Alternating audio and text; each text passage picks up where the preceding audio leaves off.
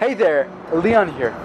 In today's video, we're going to cover everything you need to know for you to be able to get out there and start jumping rope correctly.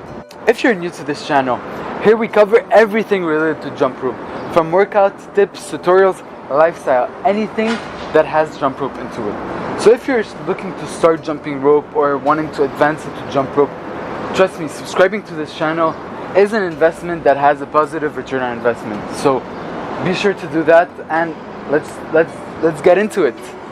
So the first thing we have to look at, which I also think is one of the most important things, is how you have to size your rope correctly. So that's how I like to size my rope. I hold the handles with the cables facing downwards. I then step at the center of the rope with one foot, and I extend my hands straight in front of me.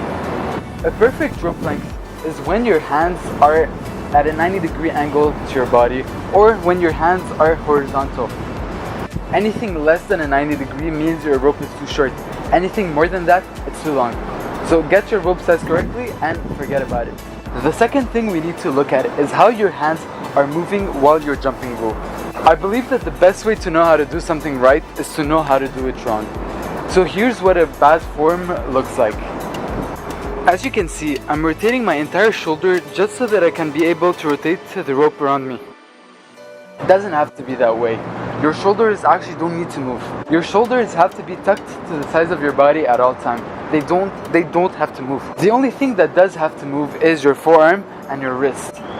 Your forearm has to move in an up and down motion. Your wrist only have to follow the motion. It's a very normal reflex if you're starting out to start by turning your entire hand. It's how we think it's right. Just be proactive when you're out there training, just to keep your elbows stuck to the size of your body. Maybe it's gonna be harder at first, but trust me, once you get a hold of it, it's gonna feel much more easier, much more fluid, and much more natural. Third thing we're gonna look at is how your feet are moving.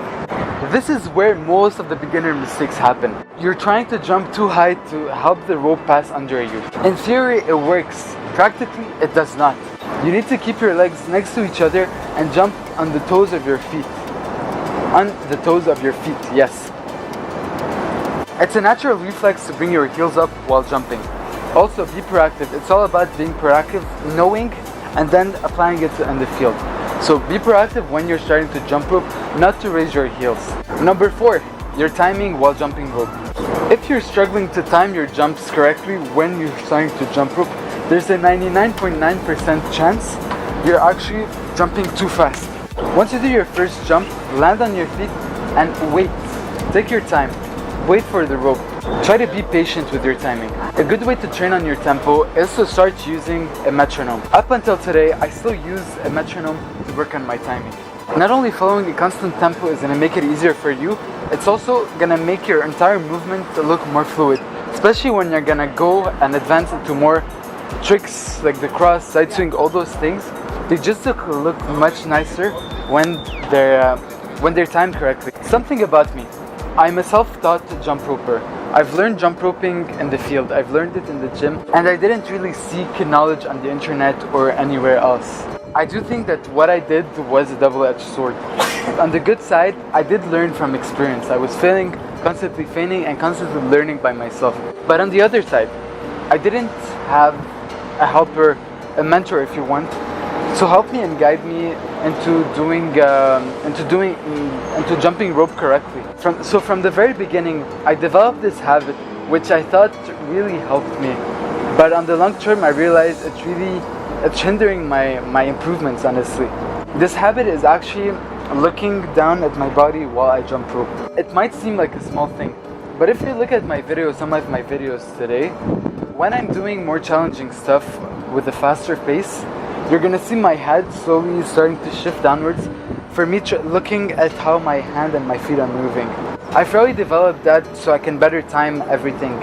But now that I'm 3 years in, I realize that this is like the worst habit anyone can have. I'm sure you've heard that. Wherever you look, your body follows. So what happens when you're jumping rope and you're looking downwards? Your back is just gonna follow. Everything's gonna follow you. So when I'm jumping rope like that, looking at my feet, looking at my hands, my back is arched. I'm jumping rope with an arched back. This can be very detrimental. to become faster, to become more fluid, and to stay safe jumping rope, especially the third one. So do yourself a favor, and from the very beginning, do not develop the habit of looking at your feet, even though you might think that it helps. Thank you for watching this video, guys. I appreciate the time you took watching this video. I wish you best of luck going out there on the field and trying to jump rope.